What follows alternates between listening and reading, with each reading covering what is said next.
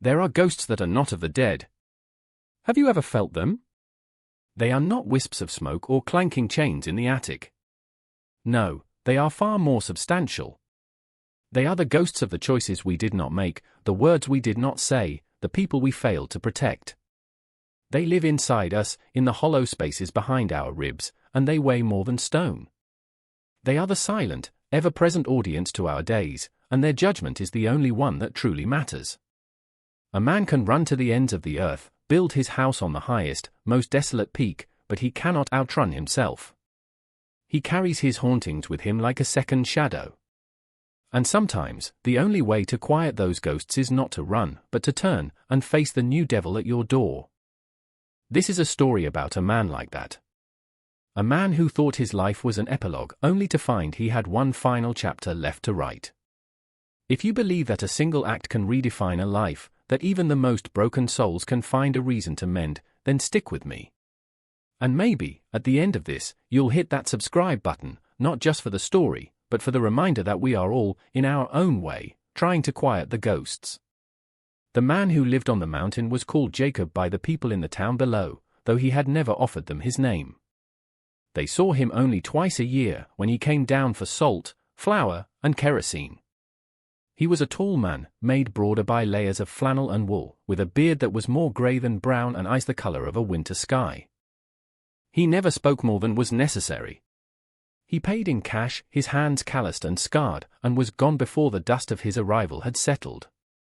His cabin was a solitary speck against the vast, unforgiving canvas of the wilderness. It was his monastery and his prison. Every morning, he tended to the fence that bordered his small property. It was a Sisyphean task. The ground, frozen half the year and soft the other half, was always spitting out the posts.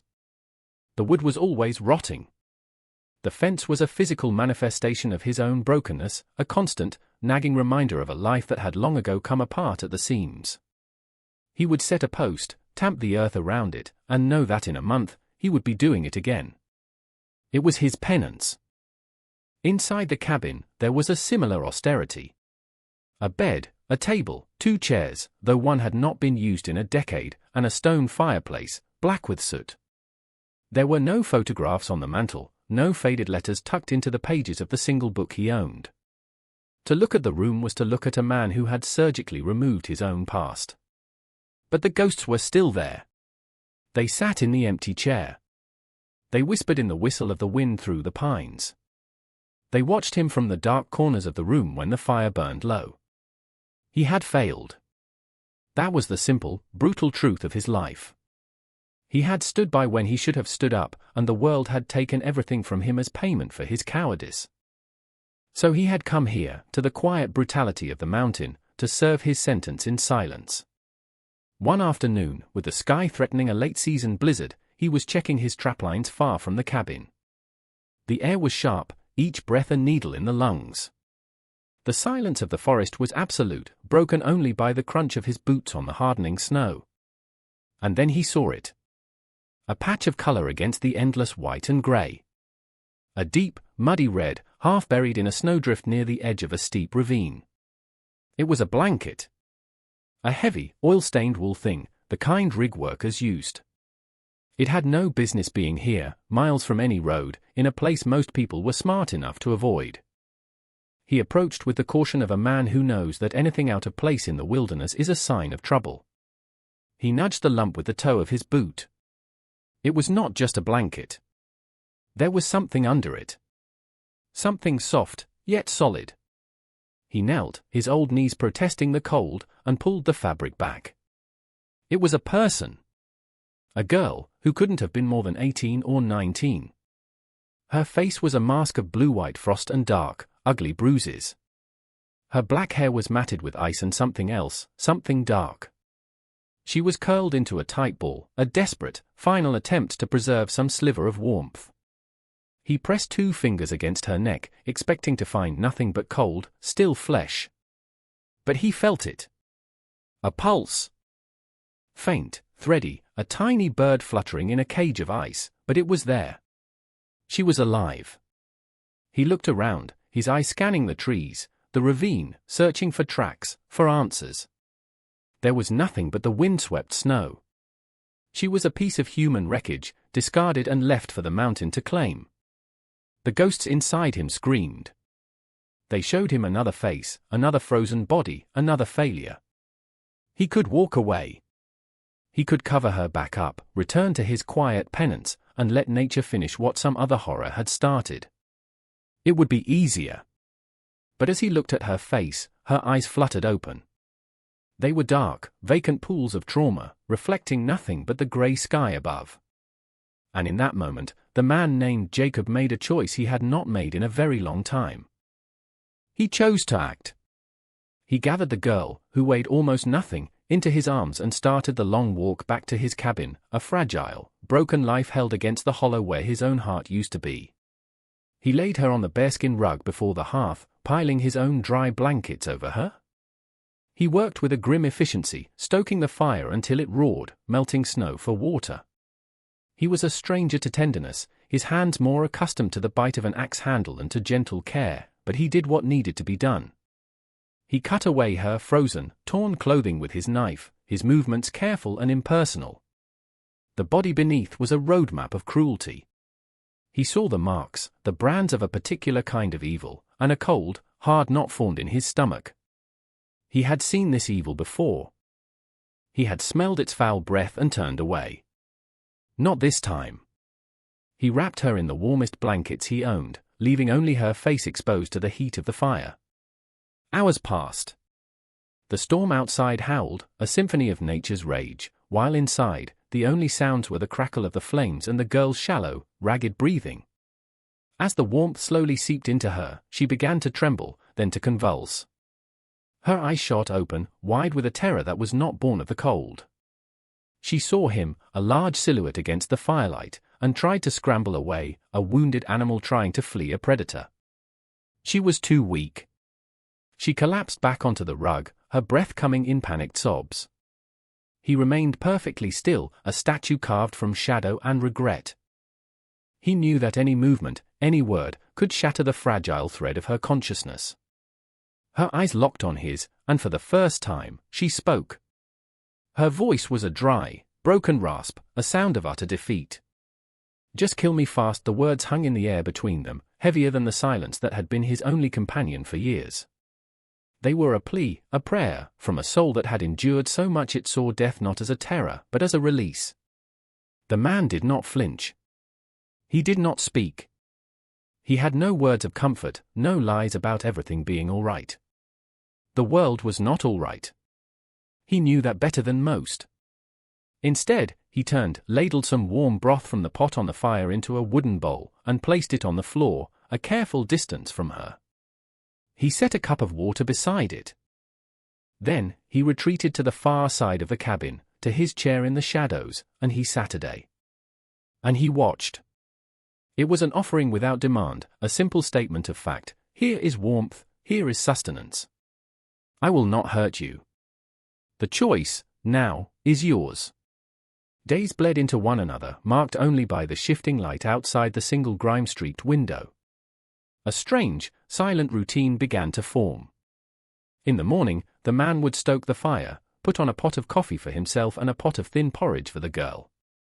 He would leave her portion on the hearth and go outside to chop wood or mend his perpetually failing fence. When he returned, the bowl would be empty.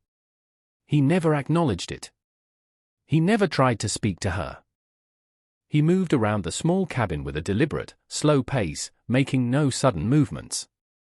He was trying to make himself predictable, unthreatening. He was trying to be a part of the landscape, like the stove, or the table. The girl remained in her cocoon of blankets by the fire. She was a statue of fear. For the first week, she barely moved, her eyes following his every action, her body tensed, ready to fight or flee, though she had the strength for neither. She was a spring wound so tight it screamed. He would sit in his chair in the evenings, cleaning his rifle or sharpening a knife, the rhythmic scrape of stone on steel a kind of meditation. He was acutely aware of her gaze on him. He knew she was not just seeing a man, she was seeing the shape of her tormentors, the specter of all the men who had hurt her. He had to prove he was different, and the only tool he had was silence. He had to let the quiet speak for him. He had to let his actions, placing the food, stoking the fire, leaving her be, build a bridge across the chasm of her terror. One afternoon, he came inside, stamping the snow from his boots, and saw that she had moved. She was sitting up, her back against the stones of the fireplace, the blanket clutched tightly around her shoulders. She was still watching him, but the panic in her eyes had been replaced by a sharp, wary intelligence. She was observing. Assessing. He gave a slow, almost imperceptible nod, a gesture so small it was barely there, and went about his business. Later that day, as he placed a bowl of rabbit stew on the hearth, she did not wait for him to turn his back. Her thin hand darted out from the blanket, and she pulled the bowl into her sanctuary of warmth. It was the first crack in the wall of her fear. A tiny, unspoken signal. I am still afraid. But I am starting to believe I am safe. And for the man who had long forgotten what it felt like to be a source of safety for anyone, it was a feeling akin to the first thaw of a long, brutal winter. The snow began to recede from the base of the trees, leaving the ground soft and smelling of earth and renewal. The hard angles of winter gave way to the tentative curves of spring. The man felt the shift not just in the air, but inside himself. For the first time in years, he looked at the fallow patch of ground beside the cabin and saw not just dirt, but possibility. He found the old spade, its handle smooth from his father's hands long ago, and began to turn the soil. It was hard, back-breaking work, his body protesting the unfamiliar strain. But with each shovelful of dark, rocky earth, he felt like he was unburdening himself. He was planting something. Hope. The girl, who he had started to think of as the silent one, now spent her days sitting in the cabin doorway, wrapped in a blanket, watching him. The sun seemed to coax a little life back into her face. The bruises had faded to pale yellow ghosts, but the emptiness in her eyes remained, a permanent shadow. She never spoke, but her presence was a constant, quiet question. One morning, as he was wrestling a large rock from the soil, his hand slipped. The sharp edge of the stone sliced open his palm, a deep, clean cut. He swore under his breath, a rusty, unused sound in the quiet air. He looked at the blood welling up, a startling red against the dirt on his skin, and felt nothing. It was just another wound. He went inside to the pump, washed the cut with cold water, and tore a strip from an old shirt to wrap it. But his hands were clumsy, stiff with cold and work, and he couldn't get the knot to hold. He was fumbling with the cloth when a shadow fell over him. The girl was standing there. It was the first time she had stood so close. She looked from his bleeding hand to his face, her expression unreadable. Then, she gently took the strip of cloth from his grasp. Her fingers were surprisingly steady. With an economy of motion that spoke of long practice, she cleaned the wound again, folded the cloth into a neat pad, and bound his hand tightly, finishing with a knot that was both secure and easy to undo. He looked down at her work, then at her. Her own hands, he noticed for the first time, were covered in a delicate tracery of old scars, thin white lines against her brown skin. They were the hands of a survivor. They were the hands of someone who knew how to mend things that were broken. He met her gaze, and for a fleeting second, the wall between them vanished. They were not man and girl, rescuer and victim. They were two people, bearing the marks of a harsh world, finding a moment of shared understanding in a small, silent act of care. His voice was rough when he finally spoke. "Thank you," she simply nodded, her eyes dropping back to the floor, and retreated to her post in the doorway. But something had changed. The silence between them was no longer empty. It was filled with a fragile, unspoken trust. The intrusion came on a clear, warm afternoon, the kind of day that felt like a lie after the long winter. It came in the form of a rusted, mud-splattered pickup truck that growled and clawed its way up the mountain path, its engine a profane roar in the sacred quiet. The man saw it from the garden, a dark speck moving slowly through the trees. His body went rigid. No one came up this path. No one. He straightened up, his hand unconsciously dropping to the axe leaning against the woodpile. He turned to the cabin. "Inside," he said. The word was not a request. It was a command, sharp and low. The girl, who had been watching the truck's approach with a growing dread, vanished from the doorway without a sound. He waited, his face a mask of cold neutrality, as the truck shuddered to a halt. Two men got out. They were thick-bodied and loud, with the kind of casual arrogance that comes from never having been told no. They wore camouflage gear, but they carried no rifles. They were not hunters. "Howdy, old-timer," the driver said, his smile showing too many teeth. "Me and my buddy here got ourselves turned around." Looking for the old logging road to Benton, the man pointed down the path with his chin. 2 miles back. Fork to the left. You missed it. His voice was flat, offering no welcome. "Appreciate it," the man said, but he made no move to leave. His eyes roamed over the cabin, the neat stacks of firewood, the newly turned garden. They were the eyes of a wolf, assessing a sheepfold. "Quite the place you got here. All alone." "I like the quiet," the man said, his gaze unwavering. The second man, who had been silent until now, took a step forward. He was younger, with a cruel twist to his mouth. His eyes caught something on the porch, half hidden under the bench. A small, beaded moccasin. The man's blood ran cold. She must have left it there. The younger man's eyes lit with a greasy, knowing light. He looked from the moccasin to the dark doorway of the cabin, then back to the man, a slow, predatory smirk spreading across his face. "Looks like you're not as alone as you let on," he drawled. "Keeping some company, are we? The quiet kind?" The question was a threat, wrapped in a sneer. He was not asking. He was telling the man that his secret was discovered.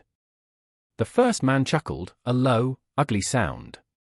"Well, we'll get out of your hair," he said, still smiling. "Thanks for the directions." They climbed back into their truck, the younger one giving the cabin a long, last look before they drove away, leaving a cloud of blue smoke and a thick, choking silence in their wake. The peace was gone. The man knew, with a certainty that settled in his bones like a killing frost, that they would be back. The sound of the truck's engine faded, but the quiet it left behind was different. It was not the peaceful, restorative silence of the mountains, it was a taut, humming silence, vibrating with unspoken fear and imminent violence. The outside world, the world of men with cruel smiles and predatory eyes, had found them. The man stood for a long time, staring down the path, long after the truck was gone. He was not the same man who had lived here in passive penance. The ghosts of his past were awake now, and they were not whispering of failure, they were screaming for action. This was the same test, delivered in a different form. A vulnerable life was in his care. A clear and present evil was coming. This time, he would not fail. He turned and went back inside. The girl was huddled by the cold hearth, her arms wrapped around her knees. She was trembling again, but it was not the helpless terror of before. Her eyes were wide, but they were focused on him, searching his face. She had felt the menace from the men as keenly as he had. He did not offer her false assurances. He simply went to the heavy wooden chest at the foot of his bed, unlocked it, and took out his rifle. It was a well-oiled, brutally efficient tool. He began to clean it with methodical precision, his hand steady. Each click of the bolt, each swipe of the oiled cloth, was a sentence in a conversation he was having with himself. Not again. Never again. He then went to the back window, the one that faced the thickest part of the woods, and nailed heavy boards across it. He checked the hinges on the door, the lock. He was turning his home from a sanctuary into a fortress. He was preparing for war. The girl watched every movement. She saw the grim set of his jaw, the cold fire in his eyes. She saw a man preparing to stand between her and the horrors of the world. And in his quiet, determined actions, she found a strange sort of calm. The fear was still there, a cold knot in her stomach, but it was no longer paralyzing. It was sharp, focusing. That evening, after they ate their silent meal of beans and dried meat, she did something new. She gathered their empty wooden bowls and tin cups, took them to the dry sink, and began to wash them with water from the bucket. It was a simple, domestic act. An act of normalcy in the face of impending chaos. It was a declaration. It said, "I am not just a victim you are hiding. I am a person in this home. We are in this together." He paused in his work, watching her small, determined movements. The ghosts inside him grew quiet. They were no longer his accusers. They were his witnesses. He was no longer just mending a fence. He was defending a life. And he would not be found wanting. Dusk bled across the sky, painting the mountains in shades of purple and gray. The air grew still and heavy. It was the hour of the predator. The man sat on his porch in one of the two chairs, the rifle resting across his lap. He was perfectly calm, his senses heightened to an almost painful degree. He could hear the rustle of a mouse in the woodpile, the call of a distant owl. He was a part of the mountain now, a sentinel of rock and resolve. He had sent the girl to the small root cellar beneath the cabin, a dark, defensible space. "Stay," was all he had said, and she had looked at him with an understanding that needed no other words. She had trusted him with her life. It was a heavier weight than he had carried in a decade, and it felt like grace. He saw them before he heard them. The truck, a lumbering shadow, rolling up the path with its lights off. They were trying for stealth, but they were clumsy and loud, arrogant in their belief that he was just a feeble old man. They parked a short distance away and got out, two dark shapes moving against the fading light. He watched them come, their strides confident, their hands holding short, ugly-looking clubs. They thought this would be easy. They reached the edge of his cleared yard, 100 feet away. He cocked the rifle. The sound was sharp, metallic, a definitive statement in the twilight. They froze. "Evening," he called out, his voice steady and even. "You're trespassing." The leader, the one with the teeth, laughed. It was a short, barking sound. "We're not here for a visit, old man. We know you've got something of ours. A little stray we lost. Just send her out, and we'll be on our way." "She's not yours," the man said. The finality in his tone was absolute. "And you're not leaving my land," the younger one spat on the ground. "You and what army?" He took a step forward. The man on the porch raised his rifle, the barrel settling into the notch of his shoulder as if it were an extension of his own body. "Just this one," he said. And he fired. The shot was not a warning. It was a judgment. It was the culmination of a decade of regret, a final, violent answer to the ghosts that haunted him. The confrontation was not a glorious battle. It was a grim, brutal necessity. It was over in less time than it takes to draw a breath. The silence that fell afterward was profound, as if the mountain itself was holding its breath. The sharp, acrid smell of gunpowder hung in the air, a foul incense. The man did not move from his chair. He just sat there, the warm rifle in his hands, and watched as the last light of day died behind the peaks. The evil was gone. The debt was paid. The aftermath was a quiet, methodical affair. The man worked through the night under the cold, indifferent light of the moon. He was not a man celebrating a victory. He was a man cleaning up a mess. He erased the evidence of the violence, his movements efficient and grim. The mountain was good at keeping secrets, and he was now giving it two more to hold. He buried what needed to be buried, and he sent the rusted truck, a steel casket, rolling silently into the black depths of the ravine. When he was done, the yard was as empty as it had been before, save for a few dark stains on the earth that the next rain would wash away. The only witness was the moon, and the moon tells no tales. He returned to the cabin as the first hint of dawn was touching the eastern sky. He was bone-weary, his body aching, his hands raw. He was covered in dirt and the metallic tang of his grim work. He opened the door to the root cellar. The girl was huddled in the far corner, her face pale in the lantern light. She looked at him, her eyes searching his. She saw the exhaustion, the dirt, the terrible finality in his expression. She saw that he was safe, and she knew that she was, too. He said nothing. He just nodded, and went to the pump to wash. As he stood there, splashing the icy water on his face and hands, trying to scrub away the feel of the night's events, she came up behind him. She was holding a cup of water. She held it out to him, her hand trembling slightly. He stopped washing and took it from her. Their fingers brushed. He drank the water down in one long draught. It was the best thing he had ever tasted. He handed the empty cup back to her. Their eyes met.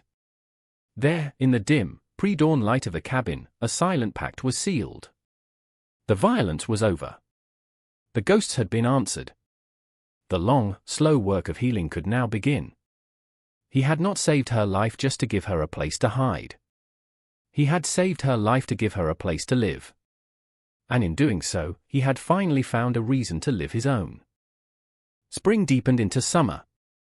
The sun grew stronger, warmer, coaxing a riot of green from the mountain slopes. The man's garden, which he had started as an act of blind hope, began to flourish. The neat rows of beans, squash, and corn were a testament to his patient labor. The fence that bordered the property was finally holding. He had dug deeper this time, set the posts in rock, and bound them with wire.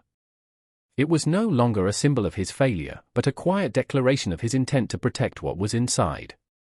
He and the girl worked together in the garden most days. The silence between them remained, but it had transformed. It was no longer a silence of fear or trauma, but a comfortable, companionable quiet.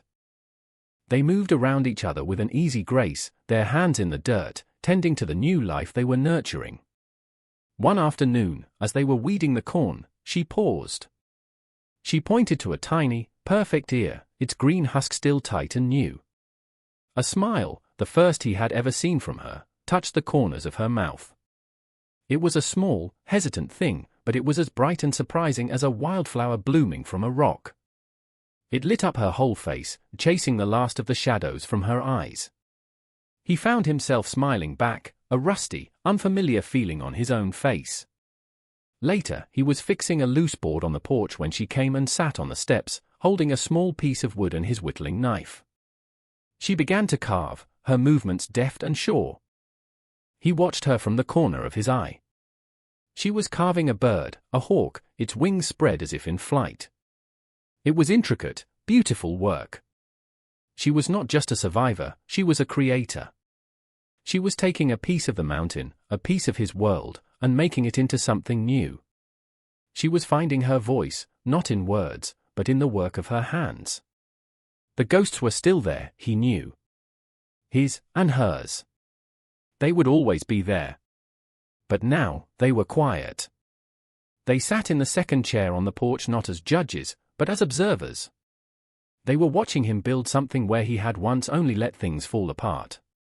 They were watching him tend a garden. They were watching him share a silence. They were watching a man who had finally, after a lifetime of running, found his way home. You see, redemption is a funny thing. It's not a grand, singular event, like a lightning strike that cleanses the soul. More often, it's a quiet, daily practice. It's the mending of a fence, the turning of the soil, the sharing of a cup of water. It's the choice, made over and over again, to stand for something when it would be easier to stand for nothing. The man on the mountain didn't erase his past. He didn't banish his ghosts. He simply learned to live with them. He gave them a reason to be quiet. He built a new life, a small, sturdy thing, right beside the ruins of the old one. The girl, she found her own kind of redemption. Not from any sin she had committed, but from the sins that had been committed against her. She found that a human hand could offer care as well as cruelty, that a home could be a fortress against the world's evils, and that silence could be a place of healing, not just of fear. She began to carve a new identity for herself, one small, deliberate cut at a time. What their future holds, I can't say.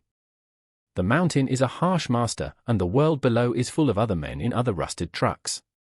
But for now, in that small cabin, under the watchful eyes of the peaks, two broken people are quietly mending each other. They are proof that even in the deepest wilderness of the human heart, it is possible to plant a garden. They remind us that our greatest purpose is not to escape our past, but to build a present that honors its lessons. It's a powerful thought, isn't it? That our actions, not our regrets, are what truly define us. If this story resonated with you, if it made you think about the fences in your own life that need mending, then do me a favor. Hit that like button and subscribe to the channel. Because we all have ghosts. And stories like this remind us that we don't have to face them alone. Thank you for listening.